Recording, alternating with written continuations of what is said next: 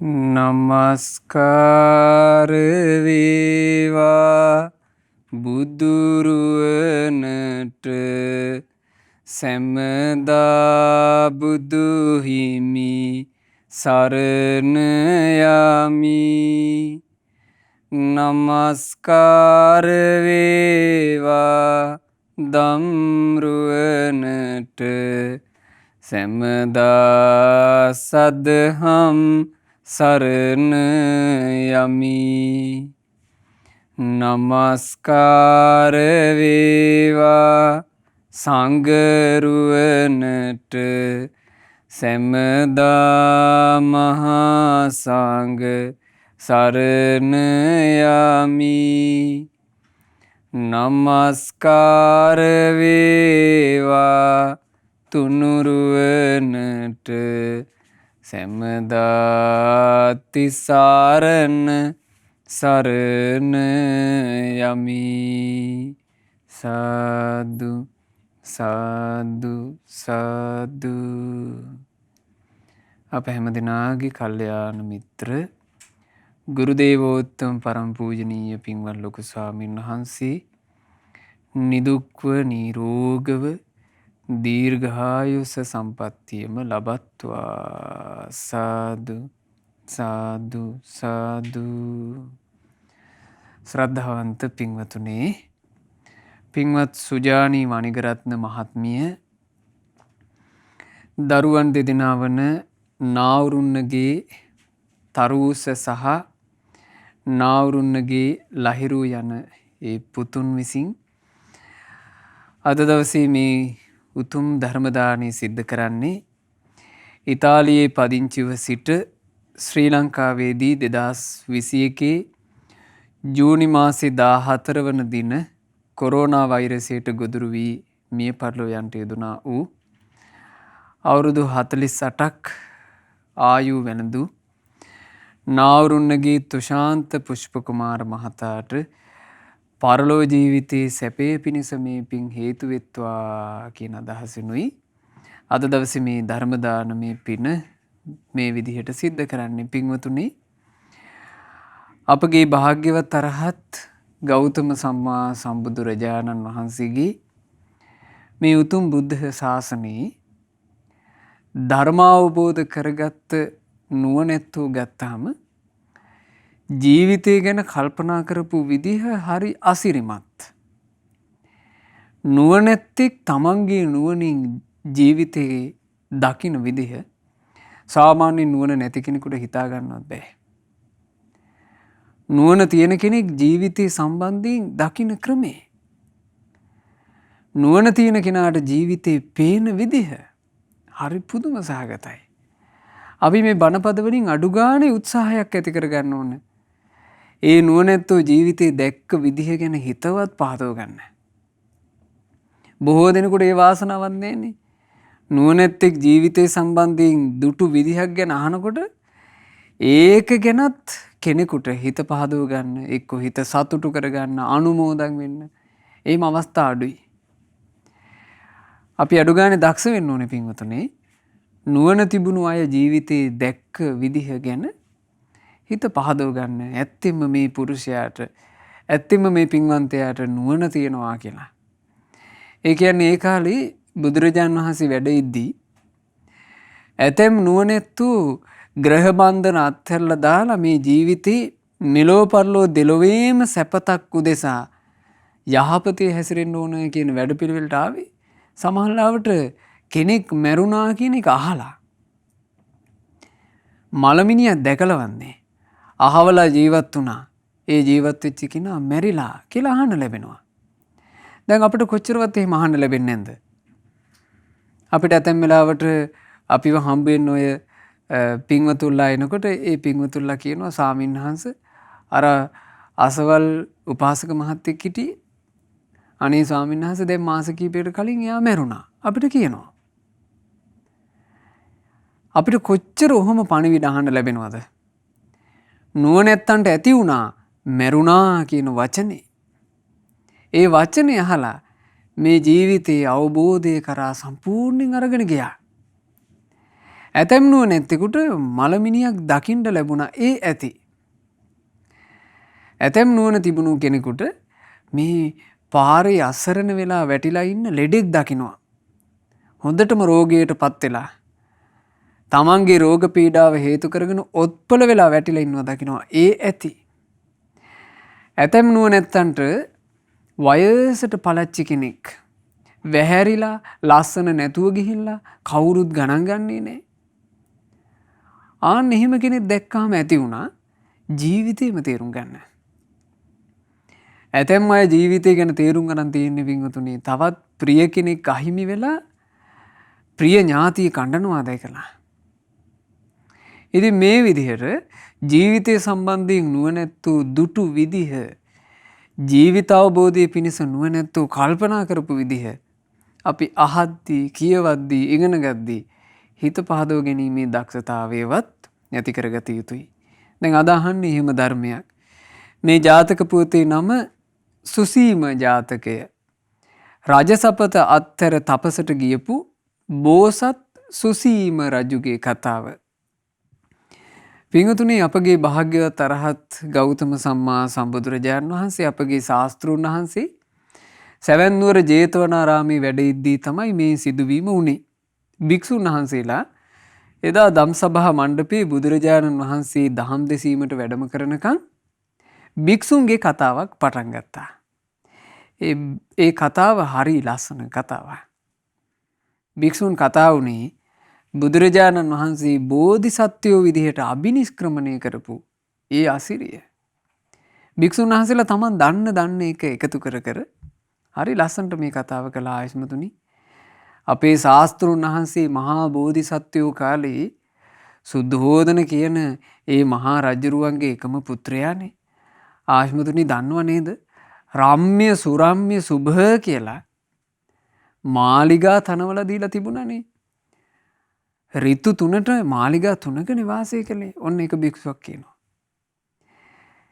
එතකොට ඒ භික්ෂුන් වහන්සේලා අතරින්ම තව කෙනෙක් කියනවා ඉතින් ආයස්මතුනි පුදුමේ කියන්නේ ඒ මාලිගාවල ඉඳලත් එකම එක වතාවක් දැක්කා කියනවානේ වයසට ගියපු කෙනෙක්. උයන්සිරි නරඹන්න යනකොට වයසට ගියපු කෙනෙක් දැක්කා. වයසට යෑම ගැන තීරුම් ගත්තා. අපේ ශාස්ත්‍රුන් වහන්සේ බෝසත් අවදීම ආයස්මතුනි කල්පනා කළානේ මමත් නාකි වෙනවා අනිත් අයත් නාකි වෙනවා. නාකි වීමට විසඳුමක් නැද්ද? නාකි නොවෙන අජර වූ සැනසීමක් නැද්ද? අපේ ශාස්ත්‍රූන් වහන්සේ බෝසත් අවදී එහෙම කල්පනා කරලානේ අභිනිෂ්ක්‍රමණය කළේ. එතකොට තව භික්ෂුවක් කියනවා ඇයි ආයස්මතුනි දැක්කානේ ලෙඩ වෙච්ච කෙනෙකුත්. ලෙඩ වෙච්ච කෙනෙක් දකින්නකොට කල්පනා කළා මමත් ලෙඩ වෙනවා අන් අයත් ලෙඩ වෙනවා. මේ ව්‍යාධියට මේ රෝග පීඩාවට පත්වීමට විසඳුමක් නැද්ද?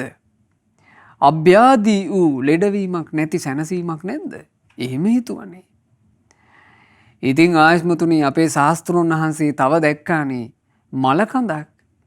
මැරිච්චි මිනිස්සෙක්ව දැකලා ඒ මිය ගියපු මිනිසයා මුල් කරගෙනත් අපේ ශාස්ත්‍රූන් වහන්සේ කල්පනා කළානේ මමත් මැරෙනවා අන් අයත් මැරෙනවා. මේ මරණයට විසඳුමක් නැද්ද? අමරණ වූ සැනසීමක් නැද්ද? ඉතින් ආයස්මතුනි අපේ ශාස්ත්‍රූන් වහන්සේ ඔය කාරණා තුන මුල් කරගෙන ජීවිතේ ගැනම කල්පනා කළා. රම්ම්‍ය සුරම්ම්‍ය සුභ කියන මාලිගා ඇත්තරියා. යශෝදරා බිසෝන් වහන්සේ ඇත්තරියා. එදා උපන්න රාහුල කුමාරයා ඇත්තරියා. සක්විති රජෙකුට පහළ වෙන ඒ සතර මහා නිධාන අත්හැරියා. ප්‍රිය මේ පිය රජුරෝ වන සුද්ධෝදන මහා රජු අත්හැරියා. ඊටාම ආදරයෙන් හිටපු ප්‍රජාපති ගෞතමී බිසෝ අත්හැරියා. රටවැසියා අත්හැරියා. මේ ඔක්කොම අත්හැරලානේ අපේ ශාස්ත්‍රඥ වහන්සේ අභිනිෂ්ක්‍රමණය කළේ කොච්චර ආශ්චර්යයක්ද කියලා. දැන් මේ අභිනිෂ්ක්‍රමණයේ වර්ණනාව බලන්න පින්වතුනි භික්ෂුන් වහන්සේලා එකල කතා වෙවි හිටන ඉඳලා තියෙන දේවල්. දැන් අද සමහර වෙලාවට අපි ඒ බඳු කල්පනාවලට අපේ ජීවිතේ මෙහෙවනවා හරි අඩුයි. ශාස්ත්‍රඥ වහන්සේ සරණ ගියපු ශ්‍රාවකයෝ මොනවාද කතා කළ යුත්තේ? මොනවාද කල්පනා කළ යුත්තේ මොනවද හිතිය යුත්තේ කියලා මේ ජාතක කතා වලින්වත් තේරුම් ගන්න ඕන. ඇතැම් වෙලාවට අද අපි බුදුරජාණන් වහන්සේගේ ජීවිතේ බෝසත් ජීවිතයේ සම්බන්ධයෙන් සැකකුකුස් උපදවන ඒවා තමයි වැඩිපුර අපට මේ ගිහි පැවිදි අයයන්ගෙන් අහන්න ලැබෙන්නේ. අද ගොඩාක් වෙලාවට ධර්මය කියන එක මුල් කරගෙන පොඩි ධර්මයේ වචනයක් දෙකක් කියනවා. ඊළඟට තියෙන ඔක්කොම තමන්ගේ පඬිතකම්. තමන්ගේ උඩඟුකම්. තමන්ගේ හිතට ගත්ත ඉදිමිච්චි ගති ඒවා මුල් කරගෙන ධර්මයේ වචන එහෙන් මෙහෙන් කෑලි කෑලි දදා තමන්ගේ උඩඟුකම ප්‍රදර්ශනයක් විතරනේ තියෙන්නේ. මේ බලන්න භික්ෂූන් කතා වෙලා තියෙන දේවල්. තමන්ගේ ශාස්ත්‍රූන් වහන්සේ බෝධිසත්වයෝ කාලේ ඒ තිබුණු මහා නුවණ ගැන කතා වෙවි හිටියා. මේ වෙලාවේ මහා කාරුණික බුදුරජාණන් වහන්සේ එහි වැඩම කරනවා. භාග්‍යතුන් වහන්සේ වැඩම කරද්දී භික්ෂූන් නිහඬ වුණා. බුදුරජාණන් වහන්සේ ධර්මාසනේ වැඩ ඉඳලා අහනවා මහණෙනි තථාගතයන් වහන්සේ වැඩම කරන්නට පෙර නුඹ මොන වගේ කතාවකින්ද හිටියේ? භික්ෂූන් කිව්වා ස්වාමීනි අපි තථාගතයන් වහන්සේගේ ඒ බෝධිසත්ව අවදී මහා බිනිෂ්ක්‍රමණය ගැන කතා කළා. බුදුරජාණන් වහන්සේ ඒ භික්ෂූන්ගේ කතාව ගැන සතුටු වුණා. ඇතැම් කතා තියෙනවා නේද? භික්ෂූන් කතා වෙවි ඉදිද්දී බුදුරජාණන් වහන්සේ කතාවට ගරහනවා. මහණෙනි ওই જાතිය කතා කරන්න එපා කියනවා.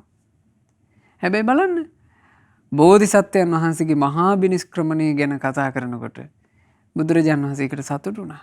භාග්‍යතුන් වහන්සේ වදාළා මහණෙනි නොයේ කල්ප කෝටි ගණන් පාරමී ධර්මයන් පුරලා පාරමී බල මහිමයෙන් යුක්ත මහා බෝධි සත්වයෝ මේ ජීවිතයේ අබිනිෂ්ක්‍රමණය කරපු එක ගැන කවර කතාද මහණෙනි?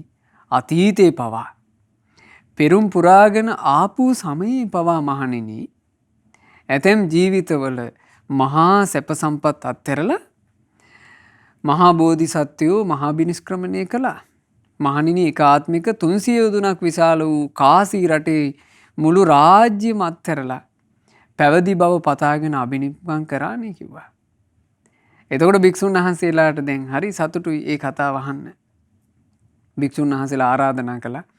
ස්වාමීනි භාග්‍යතුන් වහන්සේ ඒ අතීත පුවත දේශනා කරන සේක්වා. අන්නේ වෙලාවේ තමයි මහා කාරුණිකයන් වහන්සේ සුසීම ජාතකය දේශනා කළේ. ගොඩාක් ඉස්සර කාලේ බරණැස්පුරේ බ්‍රහ්මදත්ත කියන මහා රජුරුව රජකම් කරමින් හිටියා. ඔය කාලේ අපේ මහා බෝධි සත්වයෝ ඒ රජුරුවන්ගේ පුරෝහිත බ්‍රාහ්මණයාගේ අගමෙහෙසීගේ කුසේ පිළිසිඳ ගත්තා. පුරෝහිත පුත්‍රයා උපන් දවසේම බරණැස් රජුරුවන්ගේ අගමෙහෙසියත් පුත්‍රයෙක් බිහි කළා. එතකොට රජුගේ මෙහෙසියටත් පුතෙක් බිහි වුණා. රජුගේ පුරෝහිතගේ බිසවටත් දරුවෙක් බිහි වුණා. දැන් දරුවෝ දෙන්නාම එකම දවසේ. ඒ නිසා පුත් කුමාරවරුන්ට නම් තැබීමේ මංගල්‍යය එකටම තිබ්බා. එතකොට මහා බෝධිසත්වයන්ට පුරෝහිත පුත්‍රයාට සුසීම කියන නම ලැබුණා. රාජපුත්‍රයාට බ්‍රහ්මදත්ත කියන නම ලැබුණා. ඉතින් කාලය ගත වෙනකොට මේ සුසීම කුමාරයාත් බ්‍රහ්මදත්ත කුමාරයාත් ටිකක් වැඩෙනකොට රජුරුව සතුටු වුණා.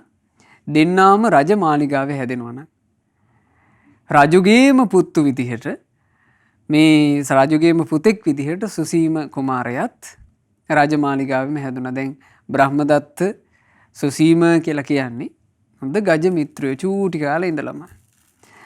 තක්ෂශිලා ගිහිල්ලා ඉගෙන ගත්තේත් එකට. එහෙදිත් හොඳට මිත්‍ර සම්බන්ධය තිබුණා. හොඳට ශිල්ප ශාස්ත්‍ර හදාරලා ඔන්න යලිත් බරණැස් පුරයට එනකොට තක්ෂශිලාවේ ඉඳලා බරණැස් මහා රජුරුවෝ හරි සතුටු වුණා. සතුටු වෙලා බ්‍රහ්මදත්ත කුමාරයාට යුවරාජ පදවිය පිරිනැමුවා. සුසීම කුමාරයාටත් මාලිගාවේම අර බ්‍රහ්මදත්ත කුමාරයාත් එක්ක එකට අපෝපස්ථාන කරගෙන කාලය ගත කරන්නට රජුරුවෝ නියම කළා. ඉතින් ටික කාලයක් ගත වෙද්දී බරණැස් රජුරුව අභාවයට පත් වෙනවා. දැන් අභාවයට පත් වීමත් එක්ක යුවරජු මුළු බරණැසටම රජු බවට පත් වුණා. බරණැස් මහරජු දැන් බ්‍රහ්මදත්ත කුමාරයා රාජ පදවි ලබද්දී තමන්ගේ ගජ මිත්‍රයා ළඟින්ම හිටපු සුසීමව පුරෝහිත තනතුරේ තැබුවා. දැන් සුසීම කුමාරයා පුරෝහිත, බ්‍රහ්මදත්ත රජුරුව තමයි මහරජුරුව. ඉතින් බොහෝම හොඳට දැහැමින් ලස්සනට රාජ්‍ය පාලනය කරන් ගියා.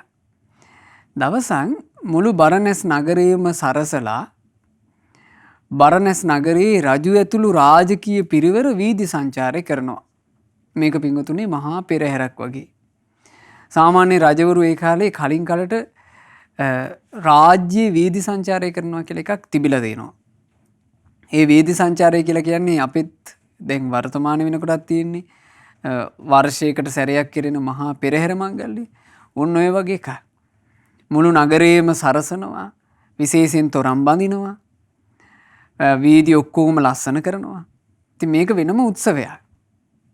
බරණැස් මහරජුරුවෝ එදා මඟුල් ඇතාගේ පිටේ නැගිලා රජුරුවෝ වෙනම ගමන් කරනවා. රජුරුවන්ට පසෙකට වෙන්න සුසීම කියන මේ තරුණ පුරෝහිත,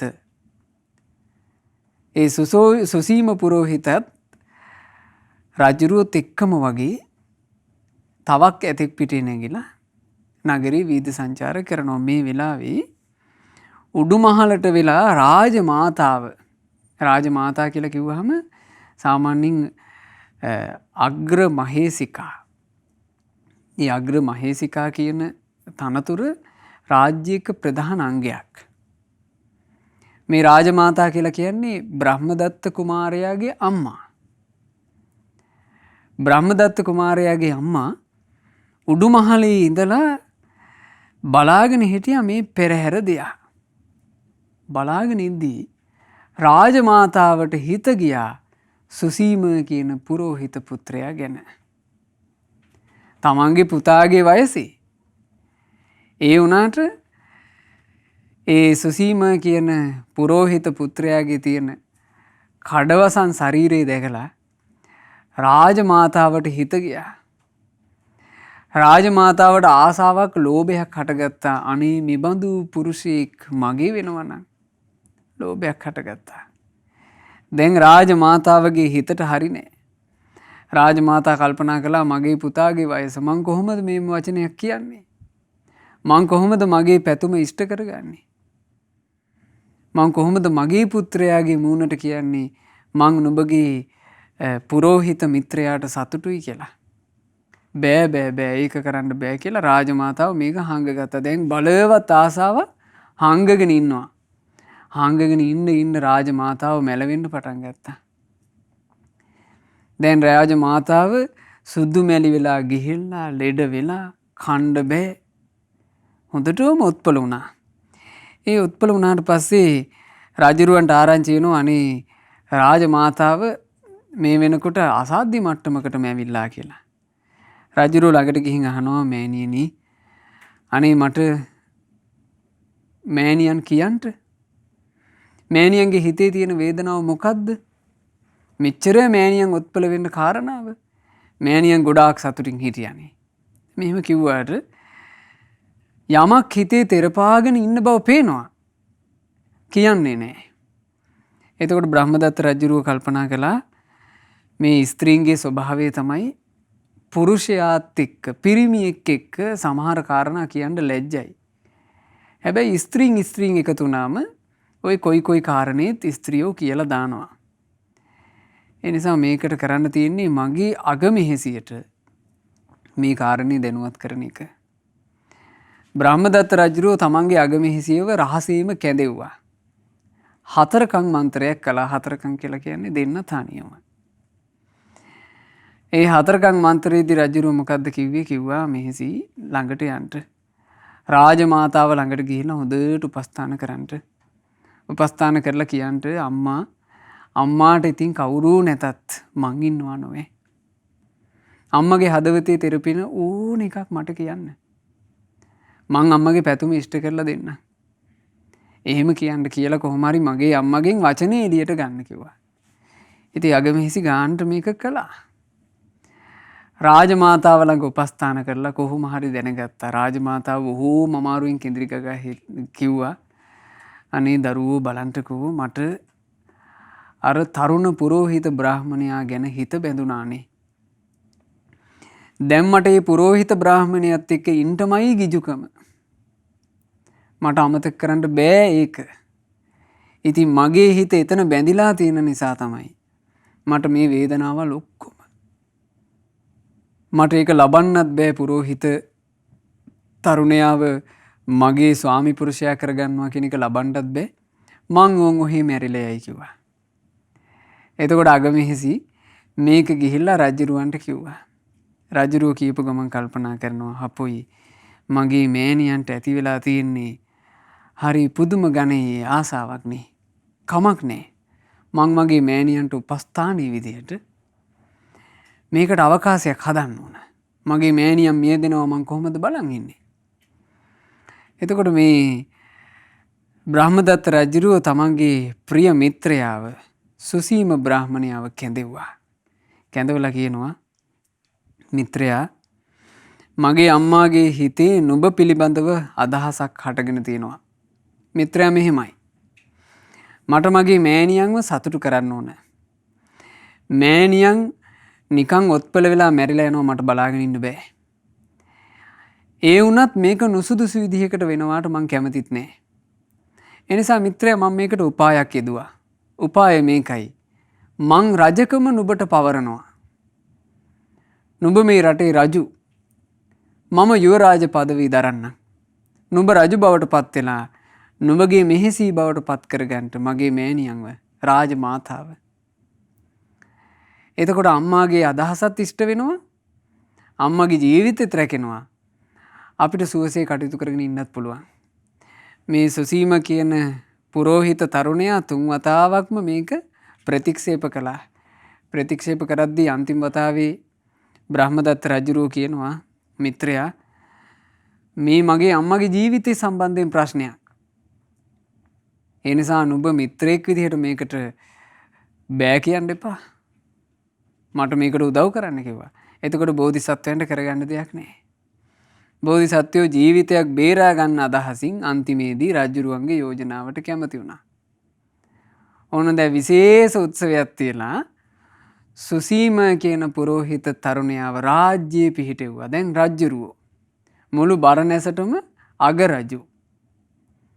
රජුරුවන්ගේ මෙහෙසී තමයි රජුරුවන්ට වඩා විශාල වයස් පරතරයක් තියෙන. රජුරුවන්ට වඩා සෑහෙන වයස් පරතරයක් අවුරුදු 20ක විතර වගේ වයස් පරතරයක් තියෙන අර මෑණියන්ව රාජ මාතාවව අග්‍ර මහේසිකා තනතුරේ පිහිටෙව්වා. ඊට පස්සේ ඒ වෙනකන් රජුරෝ විදිහට හිටපු බ්‍රහ්මදත්ත රජුරෝ යුවරාජ පදවියේ පිහිටෙව්වා. දැන් රාජ්‍ය පාලනේ සාමාන්‍ය විදිහට කෙරීගෙන යනවා. කාලයක් ගත වෙනකොට මේ සුසීම කියන බෝධිසත්ව රජුරවන්ට ගිහි ජීවිතයේ සම්බන්ධයෙන් කලකිරීම හටගත්තා.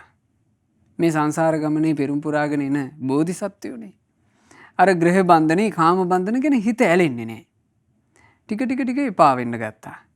ඒ එපා වෙනකොට රාජකීය සම්භාෂණ, රාජකීය සාද, ඊළඟට අගමෙහෙසියත් එක්ක සතුටු වීම මේවා ඔක්කොම ටික දුරස් වුණා. දැන් රජුරුව සතුටුයි තමන් තනියම නිදන්න. එනිසා අගමෙහෙසියේ ඉන්න අගමෙහෙසියගේ කාමරයට දැන් එන්නේ නැහැ.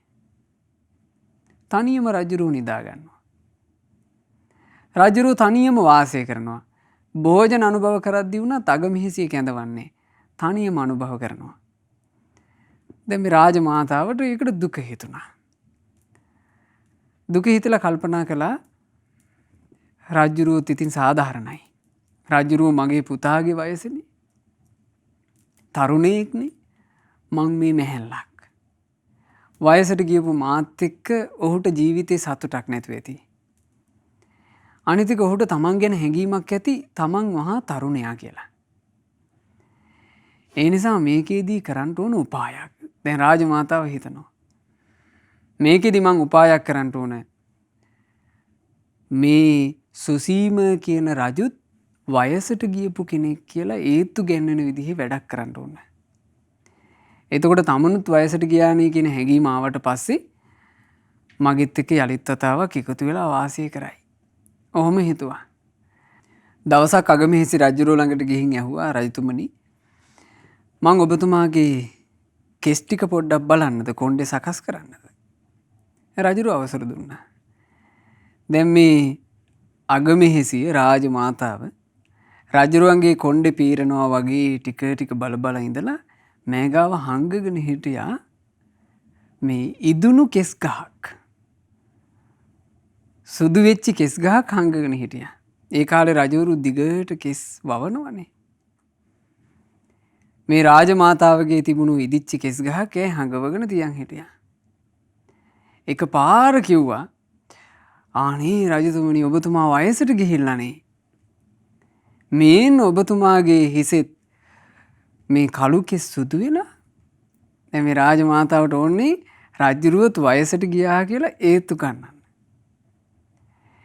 එතකොට රජුරුව මේක සම්බන්ධයෙන් සෑහෙන තතට ගත්තා. ප්‍රිය මෙහෙසි මගේ කෙස් ගසක් ඉදිලා නම් මේ මගේ ශරීරයේ කෙස් ගසක් ඉදිලා නම් ඔයා පරිස්සමින් මේ කෙස් ගස ගලවලා මට දෙන්න. එතකොට අර හංගගෙන හිටපු සුදු වෙච්ච කෙස් ගහ නිකන් කෙස් ගහක් ගලවලා දෙනවා වගේ අරන් දුන්නා. මේ තියෙන්නේ කියලා දුන්නා.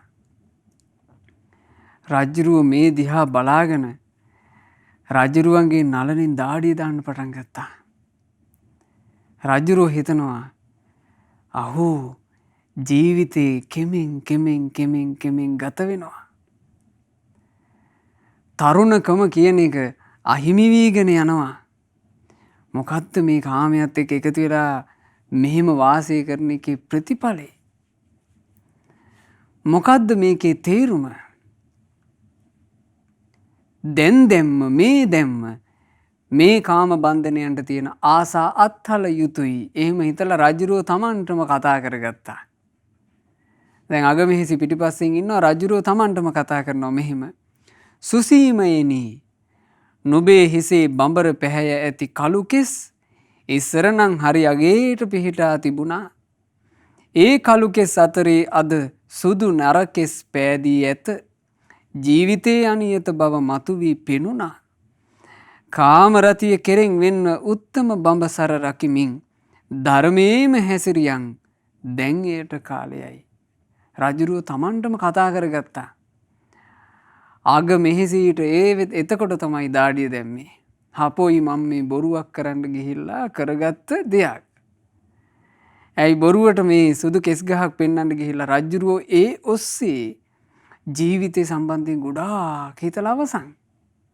මම ඒකයි කිව්වේ පින්වතුනි නුවණැත්තෙක් ජීවිතය සම්බන්ධයෙන් බලන විදිහ හිතා ගන්න බෑ. සාමාන්‍ය කෙනෙකුට කෙස් ගහක් ඉදුණොත් එහෙම සුදු වුණොත් එයා බලයි මේක කළු කරගන්නේ කොහොමද? එහෙම නැත්නම් වෙන පාටකට හරවගන්නේ කොහොමද? එක්ක කෙස් ඉදෙන්නේ නැති බෙහෙත් මොනවාද? මොන තෙලද ගන්න ඕන? එයා මෙහෙම හිතයි. හැබැයි නුවණැත්තෙකුට තමන්ගේ කළු පාටට තිබුණු කෙස් සුදු වෙනවා කියනකොට මතක් වෙනවා නාකි වෙනවා කියලා. මං නාකි වෙනවා ඉන්න තියෙන කාලේ අහිමි වෙනවා මට යන්න කාලේ ලං වෙලා. ඒක මතක් වුණා මේ සුසීම රජුරවන්ට.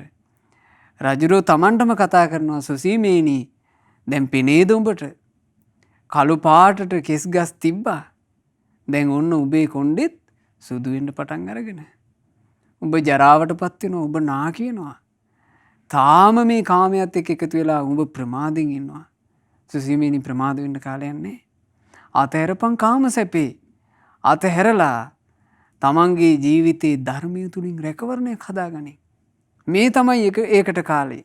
රජුරෝ තමන්ටම මේක කිව්වේ. මේක කියනකොට අගමෙහෙසි බයටපත් වෙලා තැති අරගෙන අගමෙහෙසි රජුරෝ ළඟ වැඳගත්තා. රජුරෝ ඉස්සරහට ඇවිල්ලා වැඳා. වැඳලා රජුරවන්ට කියනවා අනේ මගේ දේවයිනේ ඔය සුදු කෙස තිබුණේ මගේ හිසේ. ඔබේ හිසේ ඉදුණු කෙසක් දැක ගන්නට නොලැබුණේය. මගේ හිසේමයි තිබුණේ මගේම මේ හිස මුදුනේය. හොදක් කරන්නට හිතාන මගෙන් බොරුව කියවුනේය. අනේ රජුනි සමාව දෙනු මැන මාගේ ඒ වරදට. දැන් අගමෙහෙසි කියනවා ඔය කෙස් ගහ ඔබේ එකක් නොවේ. ඔය ඉදිච්ච කෙස් ගහ මගේ ශරීරයේ තිබුණේ, මගේ හිසේ, මේ හිස මුදුනේ තිබුණේ. මම මේ මට ඔබව සමීප කරගන්න අදහසින් මේ බොරුවක් කරන්න ගිහිල්ලා මට වෙච්ච නස්පැත්තිය. ඒ නිසා මට සමාව දීලා ඕක අමතක කරලා දාන්න. මහා රජුනේ ඔබ තවමත් යොවුම් බවින් කඩවසන්ය. පළමු වයසේ කල් ගෙවනා නැවුම් කරටියක් වගේය. මාවත් රැකගෙන රජකම් තව කෙරුවොත් හරි අගේය. අත්හරින්ට එපා රජුනි සුදුසුම කල් ලැබෙන සැපය. මේ තරුණ කාලෙම රජ සැපනම් අත්හරින්න එපා කිව්වා. මාවත් රැකගෙන රාජ්‍ය කරන්න කිව්වා. මම මේ බොරුවක් කරන්න ගියපු එකකින් අනේ රජ සැපනම් අත්හරින්න එපා. දැන් මේ නුවණැත්තෙකුට කතා කරන්නේ. නුවණැත්තෙක්ව තමයි මේ බොරුවට වර්ණනා කරන්න උත්සාහ කරන්නේ කඩවසන් කියලා. එතකොට රජුරුව කියනවා, මේ සුසීම රජුරුව තමන්ගේ දෙවියන්හන්සේට කියනවා, නෑ සොඳුරී, මගේ හිසේ නරකෙසක් තියෙනවාය කියලා ඔයා ඔය කියපු කතාව ඔයා කරපු වැරැද්දක් නෙමෙයි. කොහොමත් වයස කෙමින් පරිණාමයට පත් වෙනකොට මේ කළු කෙස් සුදු පැහැවෙනවාමයි. ඔයා මට ඒක කලින්ම සිහියේ පැද්දුවා. නිල් මහනිල් මල් පෙති වගේ සිනීදු සම ඇති, රන්රුව පරදවන රූප සෝභා ඇති, උත්තම වූ යොවුන් නාරි දේහ විලාස ඇති, අතිශයින්ම රුවැති ක්ෂත්‍රීය කන්‍යාවන්ගේ වයස පරිණාමයට පත්වෙද්දී ජරාවෙන් පහරකා විරූපි බවට පත්වෙන හැටි මං නුඹ තුලින් දකිනවා දේවී කිව්වා. ඇයි මේ වයසට පත්වෙච්චි බිසවක් නින්නේ? ඒ වයසට පත්වෙච්චි බිසව දකිද්දී ඇයට පේනවා, ඇය තුලින් පේනවා සුසීම රජුරවන්ට මේක තමයි ජරාවට පත්වීම. මේ කොතරම් සොඳුරු විදිහට ලස්සන විදිහට හිටපු දේවියක්ද කියලා සුසීම කුමාරයාට මතකයි. ඇයි තමන්ගේ මිත්‍රයාගේ අම්මා. ඒ අම්මා තරුණ වයසේ කොච්චර ලස්සනට හිටියද කියලා ඔහුට මතකයි. ඒ රූප සෝභා විනාශ වී තියෙන හැටි ඔහුට පේනවා. බලන්න පින්වතුනි, මේ ජීවිතය ගත කරනකොට ජීවිතයේ සම්බන්ධයෙන් අපි ওই තරම් දුරට හිතන්නේ නැහැ. ওই තරම් දුරට හිතන්න උත්සාහවත් වෙන්නේ නැහැ අපි. ධර්මයේ තුලින් ඒ උත්සාහය ඇති කරවන්න ලැහැත් වෙනකොටත් අපිට හිතෙනවා නෑ ඕවා එහෙම හිතන්න ඕනේ නෑ. ඕවා හිතන්න ගියොත් එහෙම මේ ජීවිතේ සුවසේ ගත කරන්න බැරුව යයි. කාලකන්ණි වෙයි. විවාහ ජීවිත ඔක්කොම අවුල් වෙලා යයි. අපිට ඔය වගේ අපේම මෝඩකමට ගැලපෙන මෝඩ කල්පනාමනේ දෙන්නේ. බොහෝ දෙනෙකුට වෙන්නේ ඒක. මහා බෝධිසත්වයෝ කියනවා, දේවි අපි ජීවත් වෙන මේ ලෝකේ අවසානය කවුරු අකමැති වුණත් එහෙම්ම තමයි වෙන්නේ. නාකි වෙනවා, හොඳ කරන්න බැරි විදිහට ලෙඩ වෙනවා, ලෙඩ වී මැරී යනවා. පින්වතුනි, අපි හැමෝටම උරුමයි. අපි නාකි වීම කියන එක උරුම කරගෙන ඉන්නවා. කොහොමද මේ නාකි වීම කරා නෑදෙන්නේ? ඇතමෙක් නාකි වෙන්න කලින්ම මැරිලා යනවා. නමුත් නාකි වීම අපි උරුම කරන් ඉන්න එක. ඊළඟට අපි ලෙඩ වෙනවනේ. ලෙඩ වුණාට පස්සේ අපි ඔන්න බෙහෙත් බොනවා, හොඳ වෙනවා. බෙහෙත් බොනවා, හොඳ වෙනවා. නොයෙක් එක ඒවා කර කර අපි හොඳ කර ගන්නවා. නමුත් යම් දවසක ලෙඩක් හැදෙන්නේ නැද්ද? මැරෙන්නම. හොඳ කරන්න බැරි මරණයෙන්ම කෙලවර වෙන ලෙඩක් හැදෙනවා. සමහරු ලෙඩ වෙන්න කලින්ම මැරිලා යනවා. නමුත් සමහරෙක් ලෙඩ වෙලා ඒ ලෙඩෙන්ම මැරෙනවානේ. අපි හිතමු කෙනෙක් නාකි නොවුනත්, කෙනෙක් ලෙඩ දුකට පත් නොවුනත් අනිත් එක උරුමයිමනේ. අනිත් එක තමයි අවසන් මොහොත, මරණේ. කාටවත් නවත්තන්න බෑ. රාජ්‍යරෝ කියනවා, දේවී ඕක තමයි අපේ උරුමේ. සිනිදු සුමුදු පහසින් යුතු නැවුම් ළම දෙකින් බබලන සොඳුරු රුවැති කුමාරියක් මමත් දකිනවා. පවනින් සැලෙනා කළුවැල් දළුවක් ලෙල දෙන විලසින් පොළඹවනිමින් කෙලෙසුන් මිනිසුන් අතරේ යනවා. ඒ හැඩකාර ළඳම නාකි වෙලා 80-90 වියද ලබා තනියම ඇවිදින්ට බැරිව හැරමිටියෙන් යනවා. බලන්න මේ සත්‍යය. තරුණ වයසේ, භද්‍ර යෞවන වයසේ ඉන්නකොට කාන්තාවෝ පාරේ බැහැලා යද්දි පුරුෂයෝ හැරි හැරි බලනවා. ඇගේ ගමන් විලාසේ පුරුෂයෝ හැරි හැරි බල බලා වසඟ වෙනවා. පුරුෂයෝ ඈ සම්බන්ධයෙන් හිතේ සටහන් මවාගෙන තියාගෙන ඉන්නවා. මෙහෙමයි ඇවිද ගියේ. ඇගේ ගමන මෙහෙමයි. හප්පේ ඒකේ තියෙන ලස්සනක්. මෙහෙම හිත ඇතුලේ තියාගන්නවා. හැබැයි ඒ කාන්තාවම ඒ ස්ත්‍රියාවම අවුරුදු 80ක් 90ක් වුණාට පස්සේ ඇයට තනියෙන් ඇවිද යන්න බෑ. ඈ දිහා කවුරුත් බලන්නේ. ඇය අමාරුවෙන් ඇවිදගෙන යනවා. ඇයට තනියම ඇවිද ගන්න යන්න බැරි වෙනකොට ඇය හැරමිටියකුත් අතර ගන්නවා. එහෙම පේනවා මේ ලෝකේ. වකුටු වෙලා ගිය සිරුරින් අතට පයට වාරු නැතිව වෙවුල වෙවුල යන හැටි මට හොඳට පේනවා. නුවණින් දකිනා මට එය හොඳට පේනවා. මේ සාමාන්‍ය සමාජය තුළ පින්වතුනි අදටත් අපිට ඕක පේනවා. අපට ඒක නුවණින් දකින්න අදක්ෂකමක් තියෙන්න පුළුවන්. නුවණින් දැක ගැනීමේ දක්ෂකම නැතිකොට ඒ කෙනාට ඒක නිකන් දැක්මක් විතරයි. වයසට ගියපු මිනිස්සෙක් මෙහෙම ළඟට ආවොත් එහෙම ඇඟේවත් හේතු වෙන්න එපා කියලා ඈත් වෙයි. ඔච්චරයි. දකින්න අකමැති වෙයි. ආච්චි කෙනෙකුගේ සීයා කෙනෙකුගේ අතකින් අල්ලන්න කෙනෙක් අකමැති. අන්න එහෙම එකක් හටගනි. එහෙම හටගන්නව ඇරෙන්න නුවණක් නම් උපදින්නේ නැහැ ලේසි කෙනෙකුට. තමන්ගේ අම්මා තාත්තම වයෝවෘද්ධ වුණාම දරුවෝ බලන්නේ. ඒ තරමටම වයෝවෘද්ධ වෙන කෙනාව කොන් කරලා දානවා. එහෙමනේ මේ සමාජේ. සිරුරක ඇති ආදීනව යලි යලි නුවණින් සිතමින් සිරි යහනේ මම නම් තනියම නිදිනවා. වයසට ගොස් විරූපි වෙන සිරුරක තතු පෙනෙනා විට මාගේ සිත ගිහි ගෙදරට නොඇලී යනවා. එනිසා සොඳුරිය මෙය බඹසර රකින්ට කාලයයි. අග මෙහි සිට කියනවා මේ බඹසර වාසය කරන්න කාලේ ජීවිතේ පිරිසිදුව ගත කරන්න ඕන. ලෙඩ වූ මිනිසෙක් තනියම ඇඳින් නැගිට ගන්නට බැරිව එල්ලෙන ලණුවේ පිහිටෙන් නැගිටිනවා වාගේ.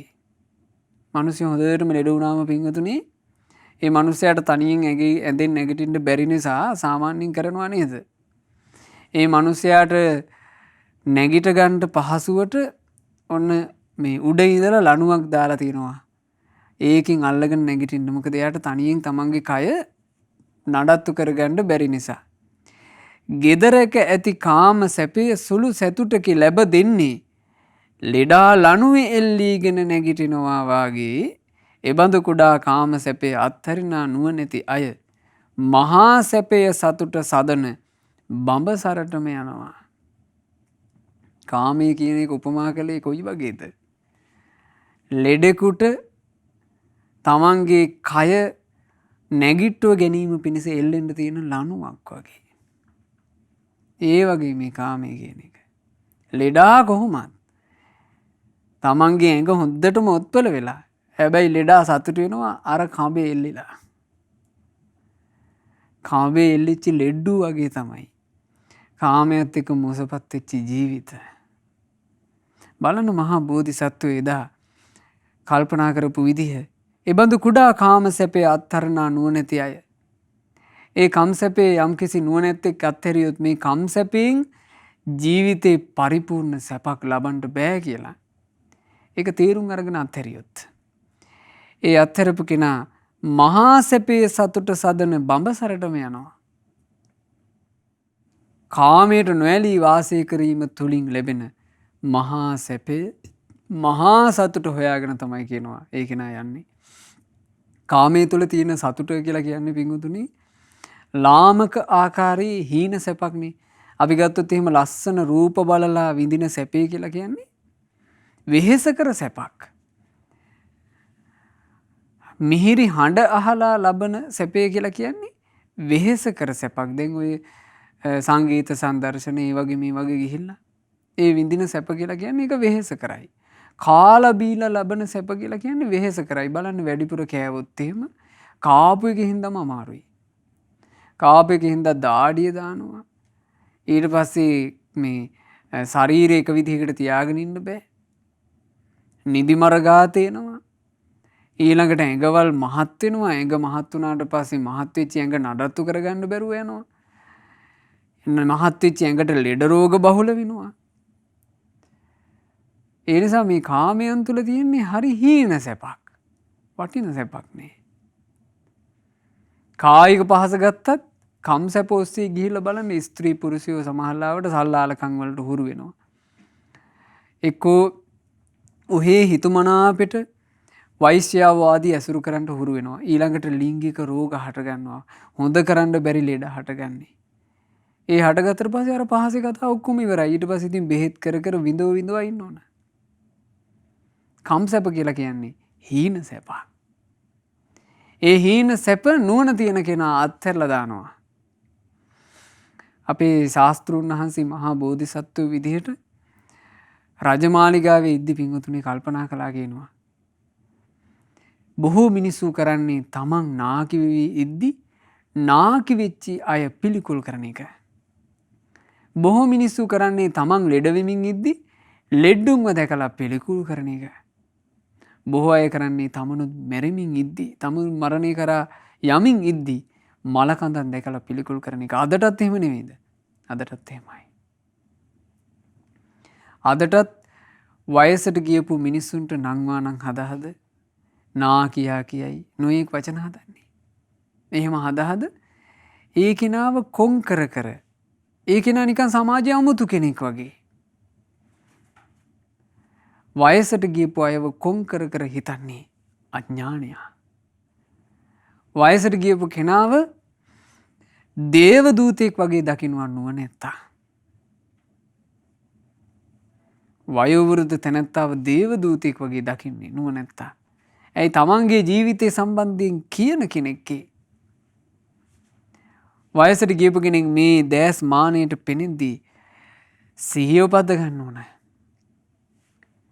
මේ මගේ අනාගතේ. එහෙම නෙවෙයිද? වයසට යෑම කියලා කියන්නේ අපේම අනාගතේ. ලෙඩවීම කියලා කියන්නේ අපේම අනාගතේ. මෘත ශරීරේ මලමිනිය කියලා කියන්නේ අපේම අනාගතේ. ප්‍රියයන්ගෙන් වෙන්වීම කියලා කියන්නේ අපේම අනාගතේ උරුමේ. ඉතින් ඒ නිසා ඒක නුවණින් දකින්න ඕන. දැන් මේ මහා බෝධිසත්වයෝ එක කෙස් ගහකින් මේක දැක්කේ. එක කෙස් ගහකින්. ඒකත් තමන්ගේ කෙස් ගහකුත් නෙවෙයි. අනිත් කෙනා කියපු බොරුවක් නිසා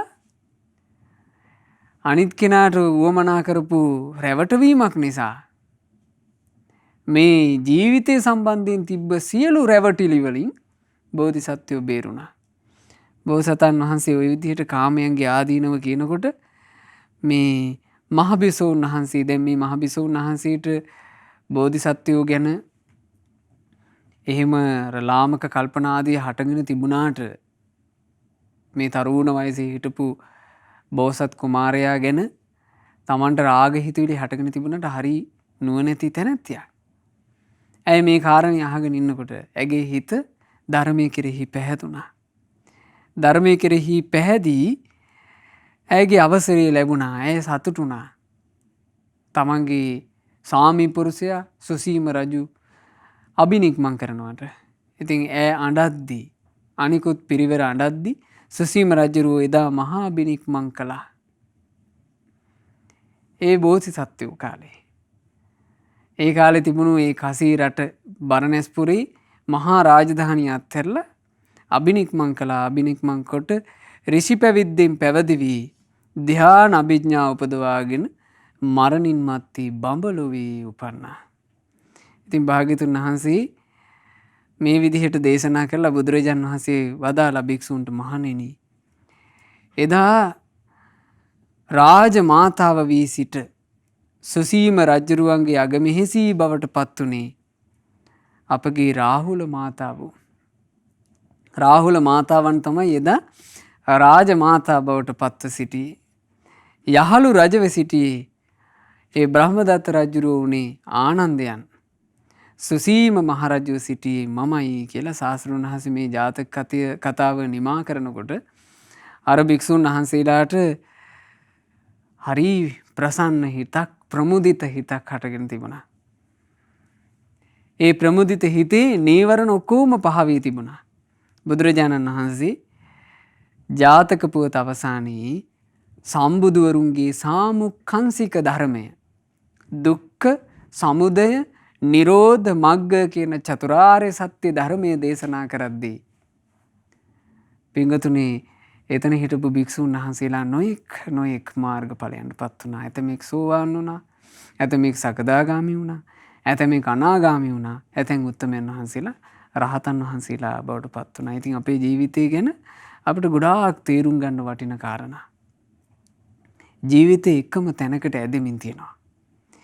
ඒ ඇදෙමින් තියෙන තැනින් අපි අපේ ජීවිතේ ගලව ගන්න නම් එහෙම නැත්නම් ජීවිතේට රැකවරණයක් හදාගන්න නම් අපිමයි නුවණ මෙහෙවිය යුත්තේ. අපිමයි නුවණ මෙහෙවන්න ඕන.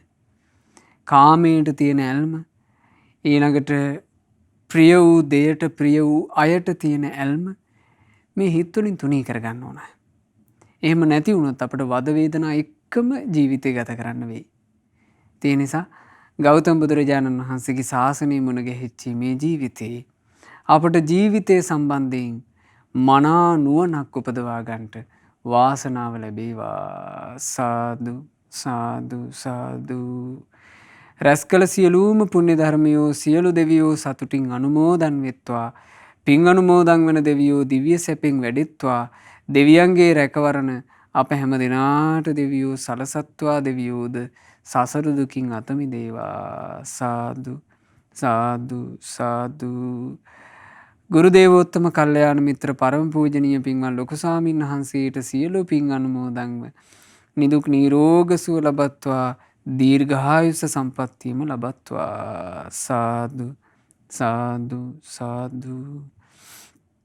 ඉතාලියේ පදිංචිව සිට ශ්‍රී ලංකාවේදී 2021 ජූනි මාසේ 14 වන දින මීට මාස 7කට පමණ ඉහතදී මිය පරලෝ යන්ට යෙදුනා වූ කොරෝනා වෛරසයට ගොදුරු වීම හේතුවෙන් මිය පරලෝ ගිය අවුරුදු 48ක් ආයු වැළඳු පින්වත් නාවුරුන්නගේ තුෂාන්ත පුෂ්ප කුමාර මහත්මයාට මේ සියලුම පුණ්‍ය ධර්මය වූ අනුමෝදන් වෙත්වා. අනුමෝදන් වෙත්වා. අනුමෝදන් වෙත්වා. එතුමාගේ පරලෝ ජීවිතයේ සැපයටම පත්වෙත්වා. අද ධර්ම දානය සිදු කරන සුජානී වනිගරත්න මහත්මිය ඇතුළු පවුලේ හැම දිනාගේ නමින් යන්තාක් මේ යන්ට යෙදුණු ඥාතීන් වෙද්ද සියලු ඥාතීන්ට පින් අනුමෝදන්ව ඥාතීන්ගේ පරලෝ ජීවිත ඒකාන්තයෙන්ම සැපයටම පත්වෙත්වා. සාදු සාදු සාදු. අද දවසේ උතුම් ධර්ම දානය සිදු කරන ඒ පින්වතුන්ලාගේ සුජීවත්ව සිටින පින්වත් සුමතිපාල වනිගරත්න පියාණන්ටත් සෝමාවතී ජයසිංහ මෑණියන්ටත් නාවුරුන්නගේ සෝමපාල පියාණන්ටත් අන්දරගේ හේමාවතී මෑණියන් සහ දෙපාර්ශවයේම සහෝදර සහෝදරියන් සියලු දෙනාට මේ සියලු පින් අනුමෝදන් වෙලා නිදුක් නිරෝග සුව දීර්ඝායුෂ සම්පන්නිය සැලසේවා. ධර්ම දානය සිදු කරන පින්වත් සුජානී වනිගරත්න මහත්මියට එතුමියගේ දරුවන් දෙදෙනා වන නාවුරුන්නගේ තරුෂ සහ නාවුරුන්නගේ ලහිරු යන ඒ දරුවන්ට මේ සියලු පුණ්‍ය ධර්මයන්ගේ ආශිර්වාදයෙන් වඩුවම සැලසෙත්වා.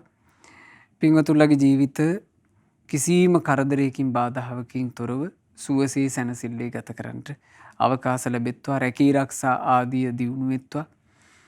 ඒ පින්වත් තරුෂ සහ ලහිරු යන දරුවන්ගේ අධ්‍යාපන කටයුතු ආදිය ਸਰව ප්‍රකාරයෙන්ම සාර්ථක වෙත්වා. දියුණුවට පත්වෙත්වා. පින්වතුන්ලගේ ජීවිතවලට යම් මේ පෙනෙන නොපෙනෙන කරදර බාධා ආදිය වෙත්නම් ඒ සියල්ලම දුරින්ම දුරු වෙත්වා. නිරන්තරයෙන් දෙවියෝ ආරක්ෂා කරත්වා.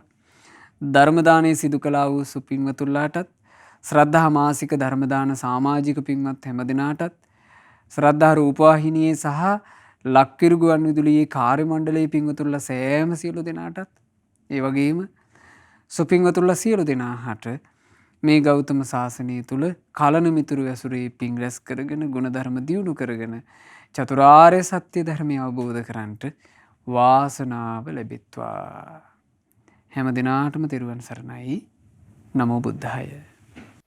මෙවැනි වටිනා ධර්ම දේශනා ශ්‍රවණය කිරීමට ශ්‍රද්ධා ඩේලි YouTube චැනලය සබ්ස්ක්‍රයිබ් කරන්න.